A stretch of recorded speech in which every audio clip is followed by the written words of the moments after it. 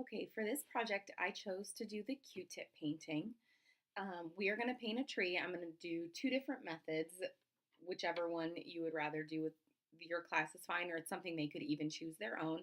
To begin with, you're going to let them freehand their own painting of a tree. They could either do this by painting it, they could cut out pieces of construction paper. I think either one would work, but for the sake of this project, I am just going to quickly freehand my own version of a tree. And they really don't need much brown paint for this. I know paint can get messy. Just a couple dabs would be enough. And this would give them a chance to have a little bit more creativity with this project since most of it is with Q-tips.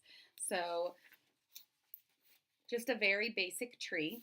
For the sake of the video, I already painted one that dried, so we didn't have any problems with the Q-tips. So there's two different ways you can do the Q-tip painting. The first one is to use single Q-tips to make the leaves, and I just used a basic acrylic paint and made a bunch of different dots on here. This one's going to be more of a fall tree, so I went with a maroon and a red, a green, a mustard, really just any colors that remind you of fall. And the kids can just make their dots all over the tree. And this is something even the youngest kids can really do. It doesn't take a lot of skill. It's not very messy. So they're just going to make dots wherever they want. It can be all over the tree. It can be a very sparse tree.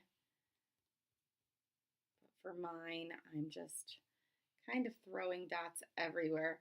I would like to see a little bit of every color, and it's okay if their colors overlap each other.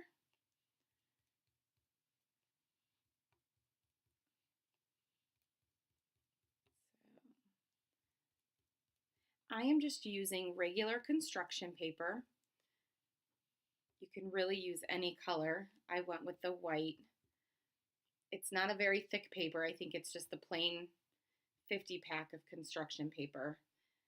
It doesn't bleed through. And this would be how they could make their fall tree. So I'm not going to do the whole thing because then you're going to sit here and watch me make dots for 10 minutes and that's not all that interesting. So that is our first tree. Turn that around. And then another way you can do this is to bundle the Q-tips. Excuse me. I bundled, looks like 7 Q-tips together. And then when I put my paint together, this one I'm going to do something that's closer to a cherry blossom tree. And when I put my paint together, I kind of overlapped them. I have a light green, or a light green, a light pink, and a dark pink. And then this way, I'm just going to put the bundle of Q-tips right in the paint. I'm going to get a little of every color. And then you just dab all over again. When I re-dip the Q-tips, I don't worry about putting them the exact same way. I think it adds a little something if the colors kind of mix together in this tree. And then again, just dotting all over the page like we did with the single Q-tips. Kids are obviously going to have their own way of doing this. There's no right or wrong way. You could use a blue paper with white and make it look more of a winter scene. The kids could paint the background if they wanted the blue sky background. They could add birds to their painting. There's really so much that can be done with this one.